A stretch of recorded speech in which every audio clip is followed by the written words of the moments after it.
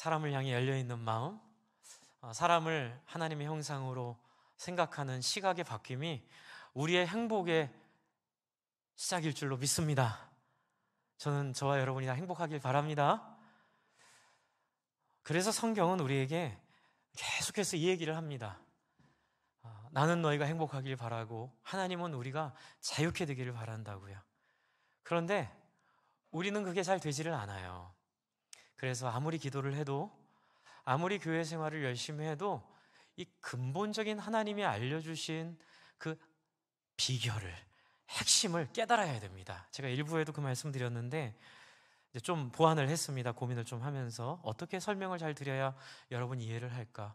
목사님, 그냥 믿기만 하면 해결되도록 해주시면 너무 좋을 텐데. 저도 그래요.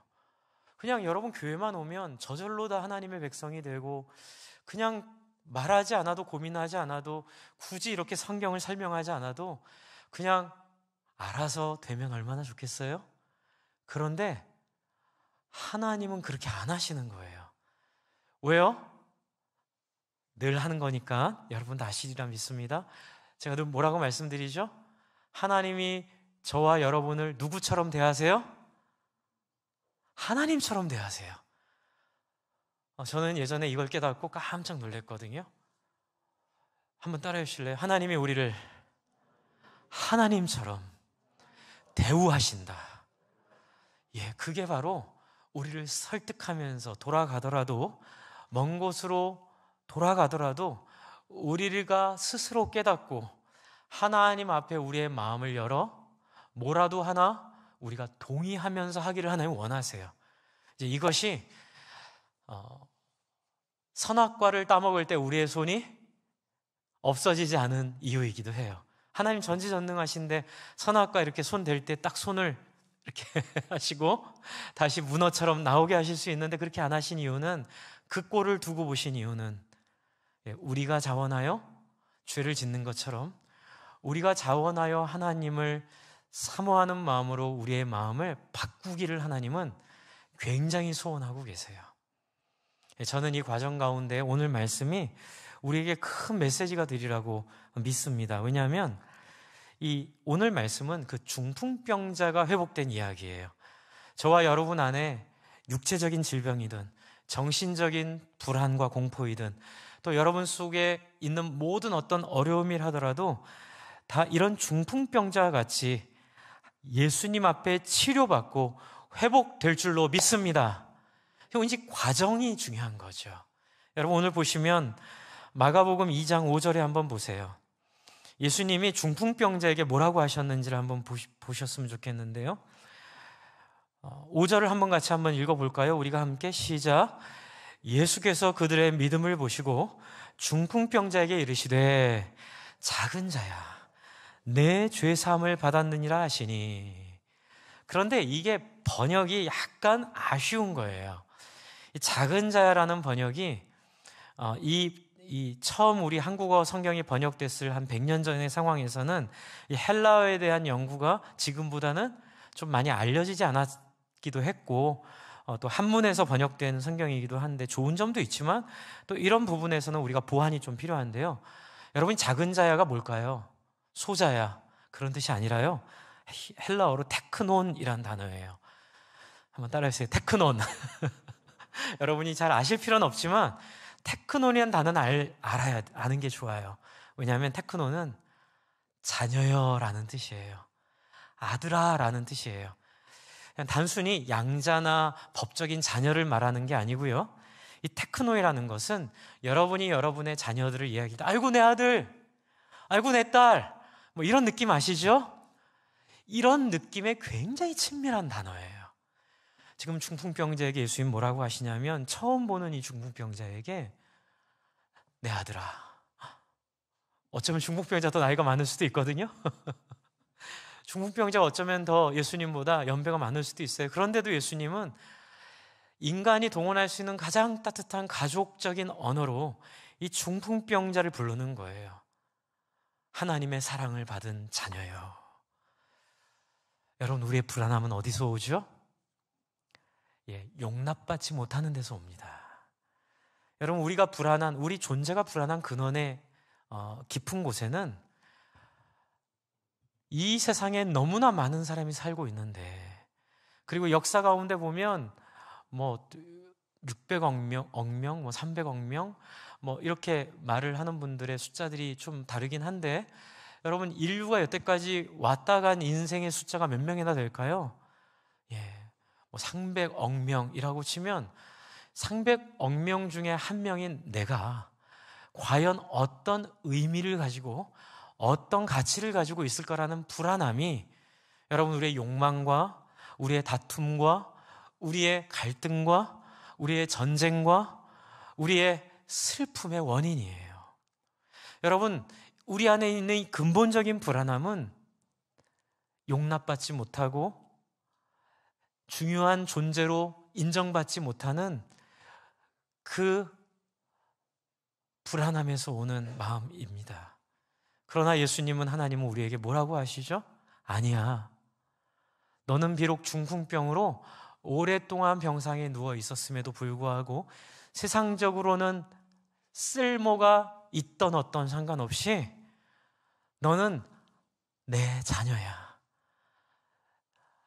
나의 품 안에 있고 내가 너를 지목하여 불렀고 내가 너의 머리카락 하나하나를 다 기억한 바 되고 비록 너의 육체가 병이 들지라도 너의 모습이 비록 늙어서 완전히 이 세상에서는 쓸모없어 보일지라도 아니야. 너는 나의 소중한 사람이야. 여러분, 지금 예수님이 이 놀라운 선언을 이 중풍병자에게 하고 있는 거예요. 그리고 그 다음 말이 뭐죠? 내 죄사함을 받았느니라 하시니. 뒤에도 보시면 예수님이 내가 일어나 걸어가라 라고 말하기도 쉬워요. 하지만 예수님은 그렇게 말하지 않으세요. 내 죄사함을 받았다 이렇게 얘기하고 계세요. 이게 무슨 얘기일까요? 더 이상 너와 하나님과의 걸림돌이 없다. 더 이상 눈치 보거나 더 이상 의식하거나 더 이상 다른 사람을 신경 쓰거나 더 이상 다른 사람에게 내가 어떤 존재인지를 고민하고 염려하고 두려워하고 불안해할 필요가 없다. 여러분, 우리를 힘들게 하는 게 바로 그런 거 아닌가요? 사람들에게 버림당할까 봐, 사람들에게 가치 없는 존재로 여김받을까 봐, 내 자식들이, 우리의 가족이 세상에서 사람들에게 뒤처질까 봐, 모든 불안함에서 있었던 우리의 모든 근본적인 문제를 예수님이 더 이상 네 안에 있는 문제는 없다 이렇게 선언하신 거예요. 이게 얼마나 대단한 건지 몰라요. 저는 저와 여러분이 이 흔쾌히 됨을, 이 자유롭게 됨을 만끽하기를 바랍니다. 그런데 이러려면 오늘 말씀을 자세히 살펴봐야 돼요. 어떻게 이게 가능했냐는 거예요. 여러분, 저는 늘 설교할 때 이 전제를 가지고 설교하지만 설교 본문에 있는 내용들이 너무나 다양한 내용들이 나오고 있고요. 그 다양한 내용들은 저와 여러분의 삶에 다양한 경험과 다양한 국면을 상징하고 있어요. 그리고 오늘 또 제가 여러분에게 나누려고 하는 이 본문 또한 저와 여러분이 경험하는 아주 특별한 경험을 보여주고 있어요. 그건 뭐냐면 이 중풍병자에게 예수님이 한 번도 본 적이 없을 법한 이 병자에게 나의 자녀여라고 따뜻하게 말하고 더 이상 너와 하나님 사이에 걸림돌은 없어졌다고 선언하게 계신 이유가 바로 이 중풍병자의 어떤 행위나 중풍병자의 어떤 믿음에 근거하지 않는다는 거예요.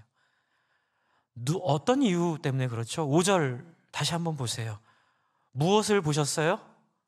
예수께서 그들의 믿음을 보시니. 여러분, 지금 예수님은 중풍병자를 따뜻하게 대하시는 그 원인으로 무엇을 보셨냐면 그들의 믿음을 보셨어요. 그러면 그들의 믿음은 뭘까요? 물론 이 안에는 중풍병자의 믿음도 있어요. 만약에 중풍병자가 나 안 갈 거야, 나 데리고 가면은 나 정말 싫어, 나 데리고 가지 마세요라고 말했다면 못 데리고 왔을 거예요. 중풍병자의 믿음도 이 안에 있겠죠. 그런데 더 중요한 건 그들의 믿음이 상징하는 다른 사람들의 모습이에요. 여러분, 그들의 믿음은 뭘까요? 그것은 바로 3절, 4절에 있는 말씀 속에 나와 있죠. 여러분, 그런데 특이한 게요, 3절에 보시면 사람들이 한 중풍병자를 네 사람에게 메워가지고 예수께 올 때에, 여러분 이 3절이 굉장히 특이해요. 왜냐하면 4절에 있는 4명이 지붕에 구멍을 뚫고 내렸다 그러잖아요. 근데 저도 옛날에는 4명의 믿음만 생각을 했는데, 희한하게 이번에 말씀을 준비하면 제 눈에 들어온 건 3절이었어요. 엇박 그대로 보세요. 사람들이, 누가요? 사람들이 한 중풍병자를 어떻게 했어요? 4사람에게 메게 하여, 이렇게 해석할 수 있는 여지를 3절이 번역을 통해서 우리에게 주고 있어요. 그래서 제가 그런가요? 헬라어 원문을 찾아봤는데 맞아요. 헬라어 원문에도 이렇게 되어 있어요. 오히려 새 번역이나 공동 번역 성경에는 이 부분을 생략해버리고 4사람이 이 사람을 메워 예수께 왔다라고 표현하고 있는데, 그것도 완전하진 않은 것 같아요. 이제 우리 한글 성경 번역이 3절은 정말로 잘했어요. 여러분 이게 뭘 의미하는 걸까요? 4사람이 메우고 왔지만 단순히 4사람의 의지로는 이게 가능해요? 불가능해요? 불가능해요. 왜냐하면 이 당시 가옥 구조를 보면 왜 4사람의 의지로만은 불가능한지를 알 수 있어요. 한번 영상을 보여주세요.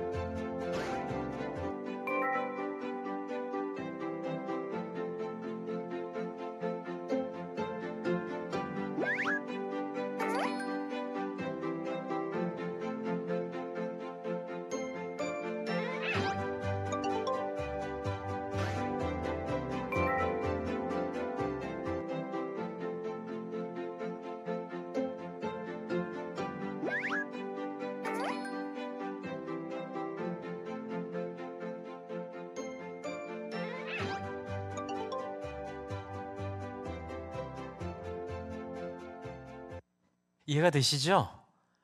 근데 이게 애매한 게 뭐냐면, 차라리 손을 댈 수 없게 완전히 나무로 못을 박아버렸으면 뜯을 길이 없어요. 우리로 치면 콘크리트 같이 위에 덮어버렸으면 아예 뜯을 엄두를 못 내요. 근데 지금 이 가옥 구조가 마음만 먹으면 뜯을 수 있어요. 이게 더 애매한 거예요. 왜요? 집주인이 뜯게 놔둘까요? 저거 뜯으면 일이 너무 커지는 거예요. 저걸 뜯어버릴 수는 있어요. 그런데 뜯으면 또 다시 그 옆으로 민다고 여러분 그냥 밀어지는 게 아니고요. 그 위에 있는 흙들을 다시 걷어가지고 다시 진흙으로 위에를 다시 종려나무 가지를 가져다가 놓고 다 공사를 해야 돼요. 그러니까 차라리 콘크리트나 돌이나 뭐 무슨 나무로 기와나 이렇게 딱 고정해서 뜯는데 시간이 많이 걸리면 엄두도 안 나겠지만 애매한 거예요. 마음 먹으면 뜯을 수 있어요. 어떻게 할 거예요? 뜯어요 말아요? 어떻게 할까요? 여러분이 집주인이라면, 그리고 주변에 있는 사람들이 또 이것을 뭐 하는 거야? 아니 좀 뭐 하는 거야? 이렇게 오지랖 넓은 옆에 동네 할아버지가 소리라도 쳐면 뜯을 수 있어요? 없어요? 못 뜯는 거예요. 굉장히 중요한 사건이죠. 여러분, 굳이 이거를 뜯는데 아무도 안 말린 거예요. 굳이 이걸 뜯는데 아무도 방해하지 않는 거예요. 어떻게 이게 가능했을까요? 어떻게 이런 상황이 이들 가운데 이게 이루어졌을까요? 이제 그 답을 하기 위해서 보면 예수님이 5절에 하신 말씀 다시 생각해야 돼요. 5절을 다시 보시면 예수께서 그들의 믿음을 보시고 라고 했을 때 이 믿음이 단순히 어떤 믿음이 아니라 지붕을 뜯을 것을 감수할 정도의 믿음, 그리고 그 믿음이 상징하는 어떤 내용이 있는 거예요. 그래서 여러분, 앞뒤를 좀 봐야 돼요. 여러분, 오늘 우리가 이 믿음 갖기를 원하시죠? 근데 이 믿음을 갖기 위해 우리 안에 제거해야 될 양쪽의 문제들이 있어요. 하나는 돌뿌리고 하나는 잡초더미인데, 앞에는 돌뿌리가 하나 있고요. 뒤에는 잡초더미가 있어요. 그래서 예수님이 앞에 있는 돌 무더기를 어떻게 제거하는지를 오늘 이 마가의 복음을 통해서 우리에게 알려주시기를 원한다는 생각이 들었어요. 왜냐하면 마가는 아주 의도적으로 이 내용을 이렇게 함축해서 적고 있기 때문에 그래요. 2장 1절을 보세요. 2장 1절. 지금 이 지붕을 뜯는 이 중풍병자를 낫게 한 사건이 어떻게 이루어졌는지를 설명하는데 2장 1절 같이 한번 읽겠습니다. 시작. 수일 후에 예수께서 다시 가버나움에 들어가시니 집에 계신다는 소문이 들린지라. 여러분, 이게 그냥 아무것도 아닌 말이 아니라요, 지금 1장 45절을 읽은 사람에게는 그 다음 이야기가 어떻게 펼쳐졌는지를 설득할 수 있는 구절이에요. 왜냐하면 1장 45절에서는 예수님이 사람들을 피하고 계시거든요. 1장 45절에서는 예수님이 사람들을 피해서 한적한 곳에 나아가시고 사람들이 쫓아오는 거를 피해 다니고 계시는 상황인데, 지금 2장의 중풍병자를 낫게 한 상황은 많은 사람이 군집해서 몰려있는 이 상황을 설명해 줘야 되잖아요. 이를 위해서 2장 1절에 수일 후에, 시간이 지난 후에 예수께서 다시 가버나움에 들어오시니 집에 계신다는 소문이 들렸다. 그리고 2절을 한번 보세요. 2절, 많은 사람이 모여서 문 앞까지도 들어설 자리가 없게 되었는데, 여기까지만 읽으면 그럼 1장 45절이랑 뭐가 다르지? 1장 45절에도 사람들이 많이 몰렸는데 예수님 피하고 계시거든요. 그런데 2장 2절에서는 많은 사람이 모였는데 지금 우리가 알잖아요.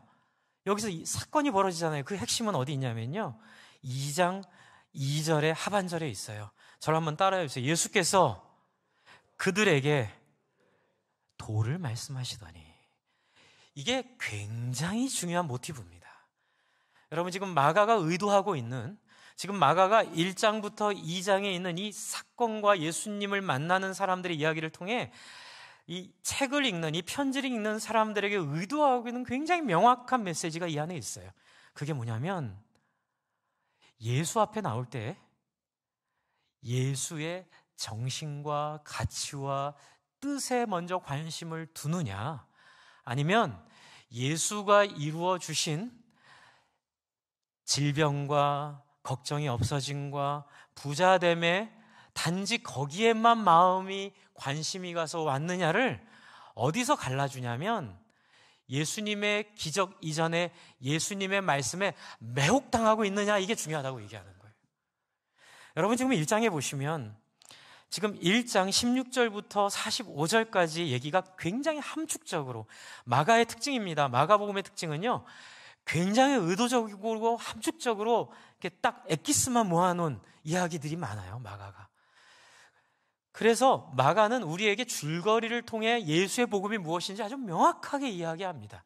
그리고 마태와 누가복음을 통해서는 우리에게 적용점들을 많이 갖게 하고요, 요한복음은 다른 측면을 볼 수 있도록 우리에게 하나님이 역사하셨어요.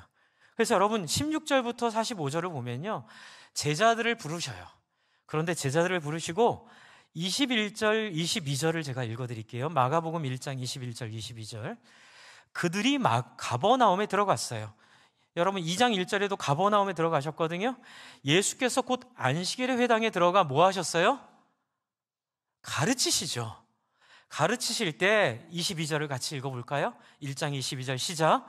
무엇 사람이 그의 교훈에 논라니 이는 그가 가르치는 것이 권위 있는 자와 같고 서기관들과 같이 아니함이로다. 이게 무슨 뜻이냐면은 예수의 가르침에 힘이 있는 거예요. 예수의 가르침에 진정성이 있는 거예요. 예수의 가르침에 그의 인격과 중심이 실려 있는 거예요. 여러분, 연설 잘하는 방법이 뭔지 아세요? 사람들을 설득하는 연설의 능력이 뭔지 아세요? 진짜일 때예요. 자기가 진짜 그 자기의 생각에 확신을 걸고 자기 인생을 걸 때에 그 사람의 말은 능력이 나타나요. 사람들이 거기에 마음을 뺏기기 시작해요. 사람들이 그렇게 살아가려고 애쓰기 시작해. 물론 그 내용은 하나님 우리에게 주신 공의와 정의와 사랑과 용서와, 결국은 뭐냐면 인간이 하나님의 형상으로 회복되어 서로가 서로를 사람 대접해주는, 서로가 서로를 하나님의 형상 대접해주는, 그래서 어디를 가나 하나님의 형상으로 인정받고 존중받는 세상을 하나님이 우리를 통해 이루시겠다는 그 메시지에서 나오는 메시지들이 전 세계 모든 사람들의 마음의 양심에 담겨 있어서 그것들이 그 사람들의 인격이 실릴 때 능력이 돼요. 여러분, 지금 예수님은 뭐 하고 있죠? 하나님의 말씀을 전하고 계세요. 핵심은 이 말씀을 듣고 거기에 매혹당하고 거기에 마음을 뺏긴 사람들이 나올 때는 그 사람들 속에 있는 귀신들이 나가고 그 사람들 속에 있는 어둠들이 떠나가고 그 사람들의 인생이 바뀌는 역사를 하나님은 너무 기뻐하세요. 그런데 부작용이 있죠. 제가 아까 말씀드린 것처럼 같은 사건을 보고도 어떤 사람은 예수님의 마음에 뺏겨 자기를 드리는 사람들이 있는가 하면 어떤 사람들은 그 사건의 열매를 보고 먼저 자기의 이해관계가 작동해서 그 열매에만 관심을 가질 때가 있어요. 여러분, 지금 21절부터 45절에는 이 사람들이 서로 교차하고 있어요. 그래서 이 교훈에 도전을 받은 사람들은 귀신들이 떠나고 어둠들이 떠나가는 역사를 경험하게 돼요. 그런데 뒤에 보시면 이런 내용보다는 예수님이 한 그 기적에만 관심을 갖고 있는 사람들이 있는데 이 사람들은 예수님이 뭐 하세요? 피하세요. 지금 마가가 얘기하고 싶은 얘기는 바로 이거예요. 여러분과 제 안에 예수를 믿은 거 너무 감사하고 귀한데 기왕에 믿었으면 제대로 믿었으면 좋겠다는 거죠. 어떻게 해요? 우리 안에 그 예수의 마음이 들어와 있느냐. 예수가 우리에게 준 그 결과 말고요. 병이 낫고 예수 덕분에 유명해지고 예수 덕분에 평안하게 살고 예수 덕분에 사람들이 날 많이 좋아해주고 예수 덕분에 경제적으로 여유롭게 사는 이런 것들은 당연히 와요. 여러분, 이건 걱정 안 하셔도 돼요.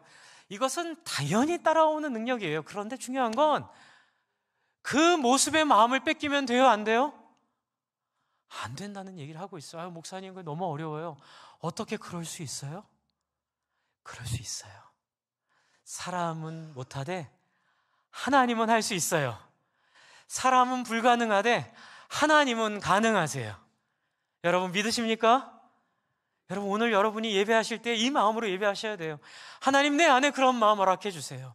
하나님, 내 안에 그러한 하나님을 향한 순수한 마음, 나를 피하지 않는 예수님 만나게 해 주세요라고 여러분 기도하셔야 돼요. 그래서 여러분, 지금 예수님은 우리에게 선후를 말씀해 주고 계세요. 선은 뭐예요? 예수의 마음에 관심을 좀 가지라는 거예요. 그렇다면 여러분에게 한번 테스트를 해볼까요? 우리가 예수님에 대해서 얼마나 동의하고 있는지, 얼마나 우리 예수님의 가르침에 관심이 있는지 한번 확인해 보겠습니다. 여러분, 그럼 여기서 얘기하고 있는 예수님이 말하는 교훈, 그 말씀, 그건 뭘까요? 앞에 보여주세요. 마태복음 7장 12절 말씀, 예수님이 직접 하신 말씀이에요. 한번 같이 읽어볼까요? 시작. 그러므로 무엇이든지 남에게 대접을 받고자 하는 대로 너희도 남을 대접하라. 이것이 율법이요 선지자니라. 여러분, 예수님은 우리에게 계속 알려주시는 거예요. 계속 가르쳐 주시는 거예요. 뭐라고요? 타인의 고통에 무감각한 것이 지옥으로 가는 특급 열차이다. 뭐라고요? 타인의 고통에 무감각한 마음이 지옥으로 가는 특급 열차라고 예수님은 계속 말씀해 주고 계세요. 여러분, 12절을 다시 말씀드리면 남에게 대접받고자 하는 대로 너희도 남을 대접하라라고 얘기하신 이유이기도 해요. 여러분, 또 다른 구절을 볼게요. 다음 구절 보여주세요. 누가복음 10장에 나와 있는 예수님이 하신 얘기예요. 어떤 율법 교사가 일어나 예수를 시험하여 이르되 선생님, 내가 무엇을 하여 영생을 얻으리이까? 굉장히 자신감이 있죠? 예수께서 이르시되 율법에 무엇이라 기록되었으며 내가 어떻게 읽느냐? 그 다음에 뭐라 그러죠? 대답하여 이르되 내 마음을 다하며 목숨을 다하며 힘을 다하며 뜻을 다하여 주 너의 하나님을 사랑하고 또한 내 이웃을 내 자신과 같이 사랑하라 하였나이다. 예수께서 이르시되 내 대답이 옳도다. 이를 행하라. 그러면 살리라. 그 다음 말씀이 뭐죠? 내가 또 주와 선생, 이것은 이제 요한복음 13장에 있는 말씀이에요. 내가 주와 또는 선생이 되어 너의 발을 씻었으니 너희도 서로 발을 씻어주는 것이 옳으니라. 내가 너에게 행한 것 같이 너희도 서로 행하게 하여 본을 보였노라. 너희가 이것을 알고 뭐하면요? 행하면 복이 있으리라. 그 다음 장 보여주세요. 한번 같이 읽읍시다. 이건 요한복음 13장 34절 35절이에요 시작. 새 계명을 너희에게 주노니 서로 사랑하라. 내가 너희를 사랑한 것과 같이 너희도 서로 사랑하라. 너희가 서로 사랑하면 이로써 모든 사람이 너희가 내 제자인 줄 알리라. 그리고 빌립보서 2장 사도 바울은 우리에게 이렇게 얘기해요. 그러므로 그리스도 안에 무슨 권면이나 사랑에 무슨 위로나 성령의 무슨 교제나 긍휼이나 자비가 있거든 뭐라고요? 마음을 같이 하여 같은 사랑을 가지고 뜻을 합하며 한 마음을 품어. 그 다음 보여주세요. 아무 일에든지 다툼이나 허용으로 하지 말고 오직 겸손한 마음으로 각각 자기보다 남을 낫게 여기고 각각 자기 일을 돌아볼 뿐더러 또한 각각 다른 사람의 일을 돌아보아 나의 기쁨을 충만하게 하라. 같이 한번 읽읍시다. 시작. 너희 안에 이 마음을 품으라. 곧 그리스도 예수의 마음이니. 여러분, 물론 제가 읽은 이 내용들이 우리 안에 실현이 돼요, 안 돼요? 잘 안 돼요. 그런데 여러분, 여기에 굉장히 중요한 포인트 하나 있어요. 여러분, 예수님의 이 이야기를 듣고 뭐 해야 돼요? 가슴을 쳐야 되는 거예요. 하나님, 나는 이웃에 대한 마음이 하나도 없는데, 나는 철저히 내 중심적인 인생을 살아가고 있는데 어찌 이런 얘기를 하십니까? 화로다 나여 망하게 되었노라. 하나님, 내 인생 이대로 살아가면 예수님 앞에 너무나 부끄럽고 예수님 볼 면목 없고 하나님 살아갈 수가 없으니 나를 불쌍히 여겨 주시옵소서. 여러분, 이 메시지가 우리에게 두 가지 반응을 갖게 해요. 회개하게 하든지 아니면은 예수님의 말씀 앞에 순종하게 하든지. 따라해주세요. 회개나 순종이나 둘 중에 하나를 해야 되는 거예요. 그런데 지금 예수님을 따라오는 사람들 중에 예수님의 열매만 보고 따라오는 사람들에게는 회개와 순종이 없어요. 뭐만 있어요? 예수님이 우리에게 허락해 주신 그 삶의 열매에 대한 욕망만 있어요. 그래서 예수님은 계속 이 부분에 대해서 우리에게 깨닫게 하시고 알게 하시고 경험하게 하셔서 그래도 하다 안 되니 어떻게 해요? 직접 자기 자신을 내어 주시면서까지 우리에게 그 사랑이 무엇인지를 알게 해 주셨어요. 여러분, 제가 지금 이 책을 읽으면서 너무 감동을 많이 받았는데 우리 올롱 선생님 소개해 주셨던 이렇게 표현을 하고 싶어요. 앉은 자리에 다 읽었습니다. 네, 너무 잘 읽히고요. 저도 나름대로 계속 고민한 시간이 한 30년 되는 것 같은데 30년 동안 겨우겨우 알아낸 신앙의 핵심을 이분이 너무 쉬운 말로 정리해 주고 계세요. 제가 머릿말만 읽어드릴게요. 머릿말을 꼭 읽어드리고 싶었어요. 한번 들어주세요. 들어가는 글에 나오는 첫 번째 부분이에요. 과거 나는 제법 오랫동안 성도라는 꼬리표를 달고 살아가면서도 복음을 전하는 일에 소극적이다 못해 아예 전도를 포기하고 지냈던 그야말로 전도 포기자, 전포자였다. 이게 여기서부터 중요합니다. 그런 내가 추구한 삶의 목표는 무엇이었을까? 전도를 포기한 이유가 무엇이었을까? 그건 바로 전도를 포기한 것만이 아니라 내 삶이 저주의 상징인 바벨탑을 쌓고 있었기 때문이다. 바벨탑의 의미를 알면서도 삶의 우선순위를 하나님께 순종하여 바로드리지 못했고 내 삶의 결정권 또한 주님께 맡겨드리지 못한 실제로는 불신앙의 사람들이었다. 머리로는 내 삶을 예수께 맡겼지만 예배당 문만 나서면 바벨을 향해 달려가는 사람이었다. 교회 안과 밖에 이중적인 삶을 마감한 것은 불과 10년 전의 일이다. 새롭게 시작한 10년 세월 동안에 무엇이 달라졌을까? 예수님을 대하는 태도가 달라졌다. 한번 따라해 주실래요? 예수님을 대하는 태도가 달라졌다. 정말 저는 이 머리글 읽을 때부터 눈에 불꽃이 팍 튀더라고요. 예수님을 대하는 태도가 달라졌다. 날마다 내 자신과 싸운 것은 예수님을 하나님으로 대접해드리는 몸부림이었음을 고백한다. 이게 뭐냐면, 전도자의 삶을 살게 된 것은 전도하면 뭐 상급 있고 이런 것이 아니라 하나님께 순종하는 것이 다른 영혼을 향한 긍휼한 마음에 동참하는 것이고, 다른 영혼을 향한 긍휼한 마음이 내게 없음을 인정하는 것이고, 그것이 없음으로 인하여 하나님 앞에 회개하는 것이고, 그것을 달라고 기도하는 것임을 깨달으셨다는 거예요. 그래서 표현이 너무너무 중요한 표현이 있는데 뭐냐면, 한번 절 따라해 주세요. 예수님을 하나님으로 대접해드리는 몸부림이었음을. 여러분, 신앙은 뭘까요? 예수는 주, 예수는 주.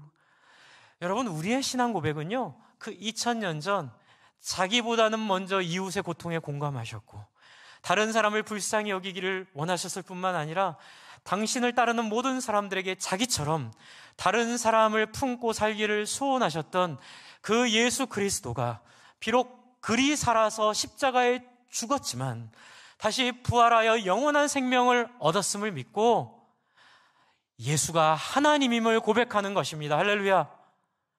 그 예수가 하나님이라는 거예요. 유대인들은 그 예수가 하나님일 수 없다는 거예요. 그 예수 바보라는 거예요. 그 예수처럼 살면 이 바벨탑 쌓는 세상에서 누락되고 탈락되고 뒤지는 인생을 살 거라고 유대인들은 확신하고 예수를 죽였어요. 그러나 하나님은 오히려 그런 삶이 이 세상의 모든 우리가 알고 있는 그 세계관을 넘어서서 하나님이 우리에게 알려주신 바는 자기를 위해 살지 않고 이웃을 공감하고 다른 사람을 품으며 사는 사람이야말로 가장 행복한 사람이라고 하나님이 예수를 통해 선언하셨음을 믿습니다. 여러분, 이 얘기를 하려고 예수님이 교훈을 전하시고 도를 말씀하시고 계속적으로 마태복음에서 누가복음에서 요한복음에서 그리고 사도 바울이 이 예수에게 충격을 받은 거예요. 아니, 자기가 믿을 때는 정말로 율법을 지키고 율법을 외우고 정말로 사람들이 따라올 수 없는 율법의 행위로 사람들의 존경을 받는 것이 신앙인 줄 알았는데 자기가 만난 예수는 자기의 제자들을 죽음으로 몰고 간 나를 용서하시고 사랑하여 그 사랑이 얼마나 큰지. 결론은 뭐예요? 다른 사람을 품는 삶이 우리의 삶의 목적임을, 하나님의 꿈임을, 하나님의 소원이고 하나님의 이 율법을 주시고 모든 성경을 주시고 모든 하나님의 역사를 인도하신 단 하나의 방향임을 너희가 믿느냐? 여러분, 저는 여러분이 정말로 하나님을 만나기를 바랍니다. 제 바람은 여러분이 죽는 순간이에요. 여러분이 죽는 순간 죽음에 대한 두려움과 육체의 쇠약해짐으로 인한 그 짜증 속에 두려워하지 마시고 내 인생 여정 끝내요 강 건너 언덕 이를 때 주님을 향해 말하리. 뭐라고요? 예수 인도하셨네. 내 인생을 돌아봤는데 예수 죽인 탐욕과 욕망 가운데 기도한다고 하면서 땅을 긁어모으고 기도한다 그러면서 다른 사람들을 경쟁하면서 밀쳐내고 기도한다 그러면서 오직 나만을 위한 삶을 산 인생들은 내 인생 여정 끝내어 강 건너 언덕 잃었을 때에 하나님 왜 나를 멀리 하십니까? 하나님이 예수님이 얘기합니다. 예수님이 얘기하시죠. 내가 너를 멀리하는 게 아니라 네가 나를 버렸기에, 네가 나를 떠났기에 더 이상 너와 함께 할 수 없다. 여러분, 천국과 지옥의 갈림길은요, 다른 데 있지 않아요. 여러분, 예수님에게 동의하느냐 안 하느냐 있어요. 그럼 목사님, 우리를 제가 늘 말씀드리죠. 아니라고요. 누구든지 자기 죄를 동의하면, 자백하면, 인정하면 그는 미쁘시고 의로우사 우리 죄를 어떻게 해요? 사하시고 우리를 모든 불의에서 깨끗게 하실 분임을 믿으시기 바랍니다. 여러분, 제가 이 말씀 드리는 이유는 뭐냐면, 이 책 읽고 우리 사는 길로 갑시다. 여러분의 행복의 인생으로 갑시다. 여러분, 이 책에 가득 쓰여 있는 말은 딱 하나예요. 내가 이제껏 돈도 벌어봤고 세상적으로도 성공해봤지만 진정한 행복은, 한번 따라해주세요. 예수의 소원을 따라 영혼들을 품고 구원하는 삶이더라. 여러분, 저는 여러분이 흉내라도 내기를 바랍니다. 아니면 안 되면 하나님 앞에 울기라도 바랍니다. 하나님, 나는 왜 다른 사람의 고통에 예민하지 않고 다른 사람의 눈물에 예수님이 갖고 있는 관심과 사랑이 저에게 없을까요? 주님, 나를 고쳐주시고 나를 변화시켜 주시고 나를 새롭게 해 주시옵소서. 여러분, 그렇게 예수님이 얘기할 때 사람들이 여기에 감동을 받은 거예요.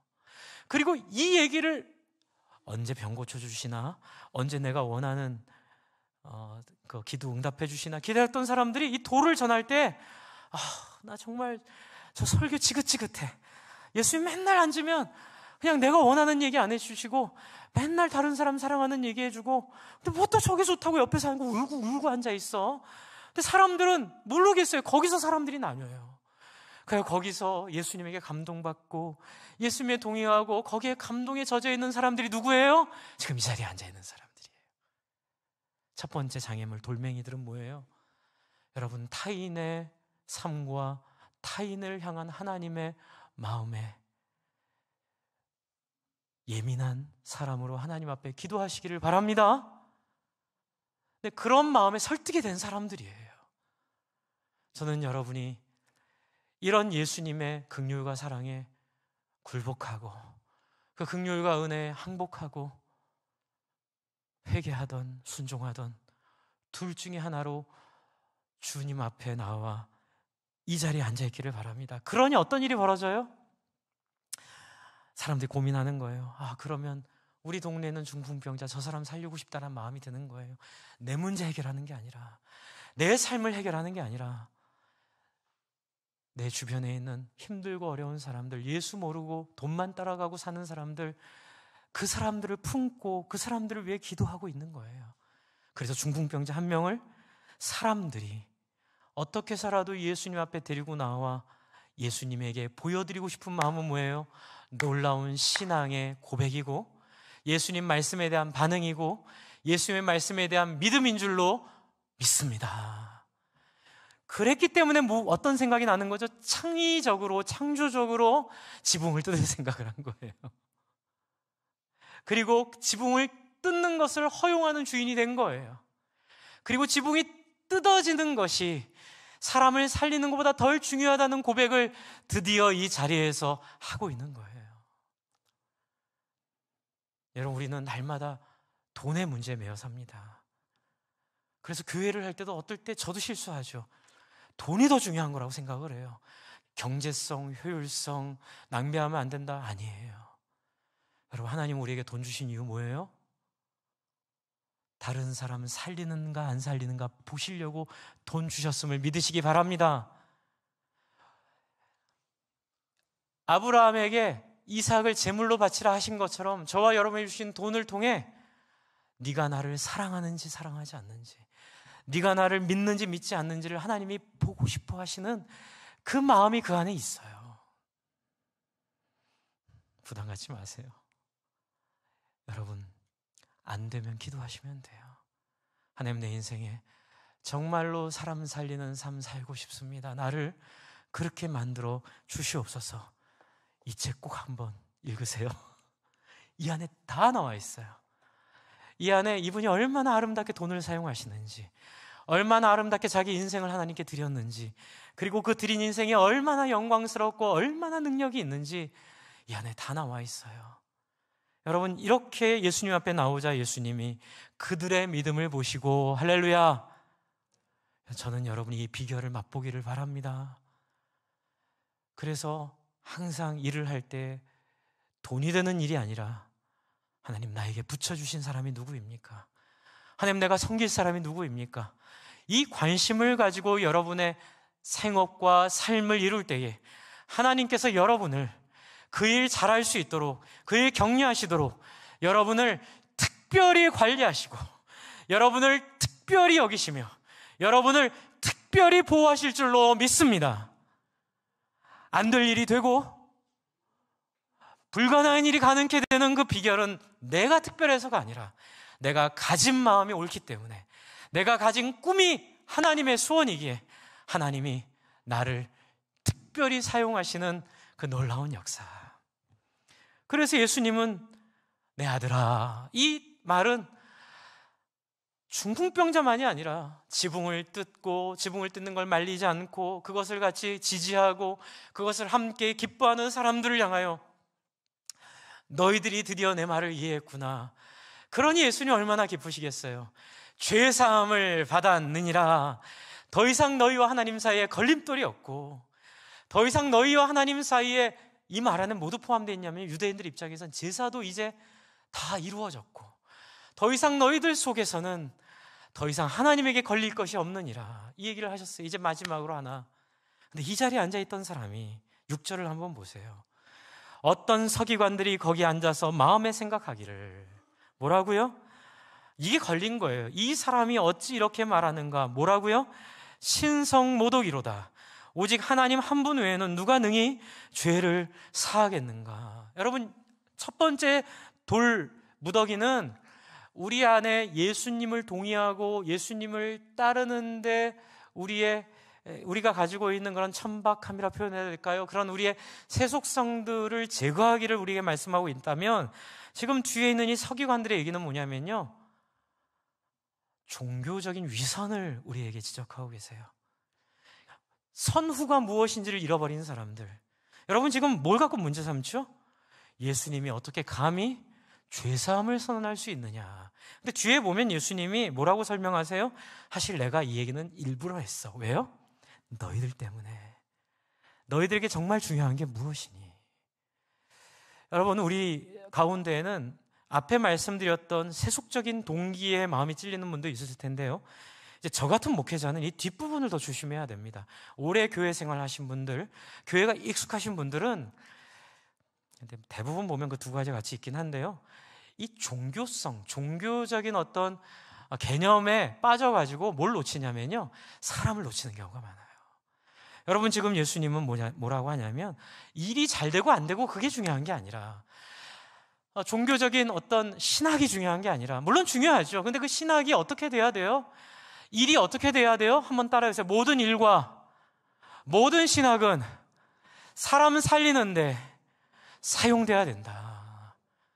예, 네가 옳으네 틀리네 그 말 가지고 사람을 잃어버리게 되고 교회 일을 통해서 사람을 놓치게 되면 이것처럼 슬픈 일이 없는 거예요. 지금 이 서기관은 그런 전통적인 우리 안에 있는 종교성을 지적하고 있습니다. 그래서 예수님이 8절에 그들이 속으로 이렇게 생각하는 줄을 예수께서 곧 중심에 아시고 이르시되 어찌하여 이것을 마음에 생각하느냐.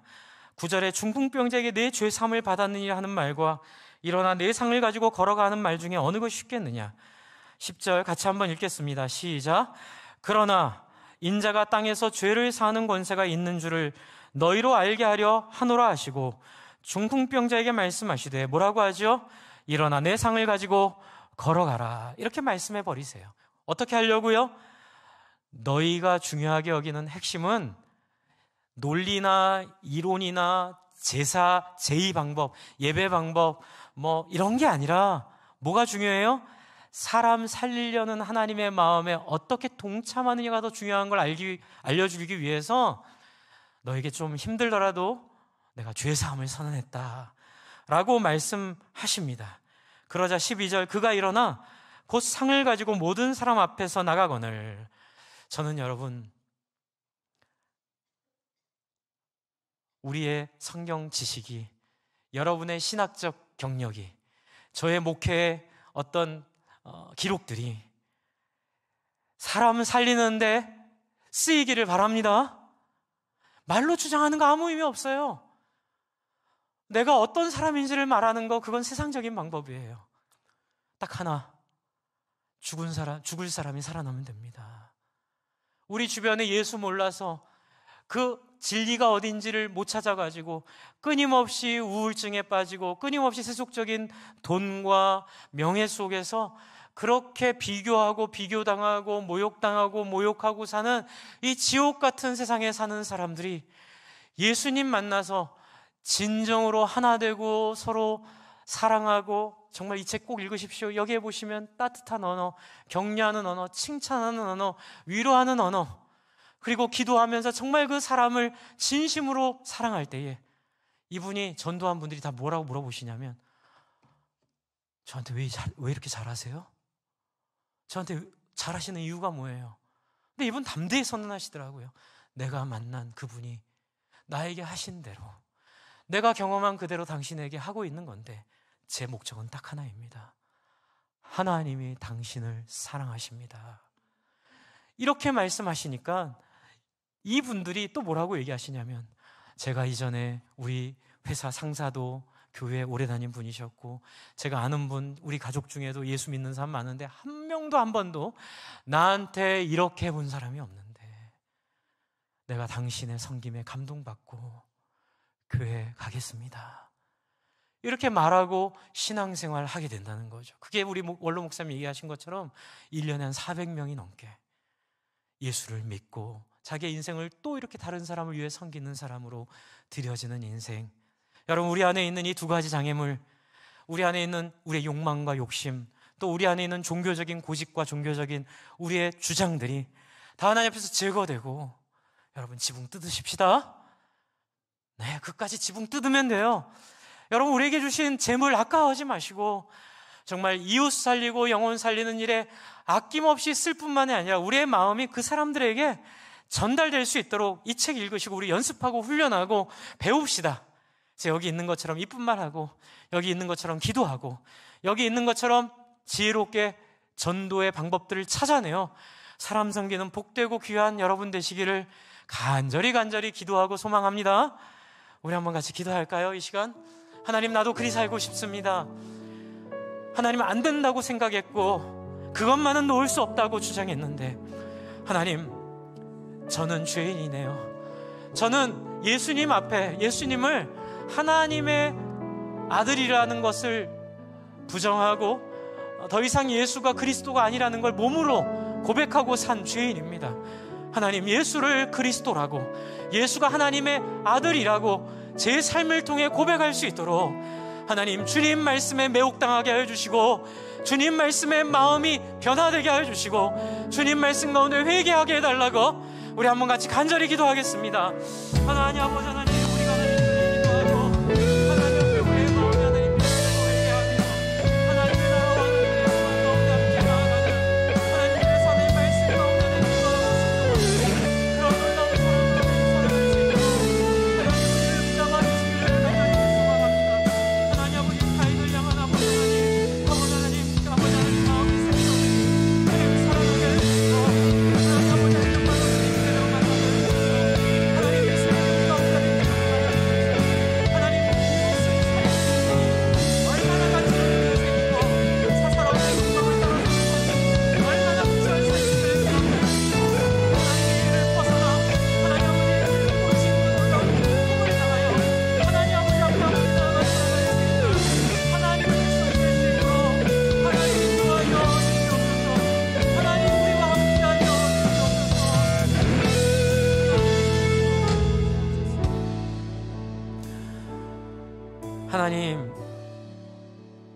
전쟁이나 지진이나 인간이 겪은 어려움을 겪을 때에 다 죽을까봐 두려워서 머뭇머뭇하고 있지만 누군가 한 명이 자기의 목숨을 내어 던질 마음으로 뛰쳐나갈 때에 하나님 그 밖에 있는 모든 사람들 마음속에는 하나님의 형상이 자극됨을 기억합니다. 하나님 예수 그리스도가 우리에게 그 하나님의 형상으로의 부르심을 자극하셨음을 믿습니다. 더 이상 이 땅에 있는 욕망과 이 땅의 상식이라고 말하는 저 바벨탑을 따라 살지 않게 우리를 불쌍히 여겨 주시옵소서. 더 이상 그것 따라 사는 삶을 떠나게 하여 주시옵소서.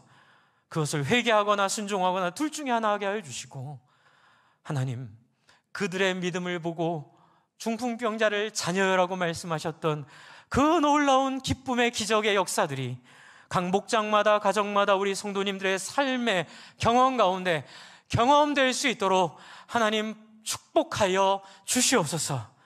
그 일에 우리가 쓰임받기를 원합니다. 우리가 사용되기를 원합니다. 누구라도 한 명 먼저 그 일에 선두에 서게 하여 주시고 선봉에 서게 하여 주시고, 그렇게 하나님 앞에 드릴 때에 모든 성도들 함께 할 수 있도록 인도하여 주시옵소서. 예수님 이름으로 기도합니다.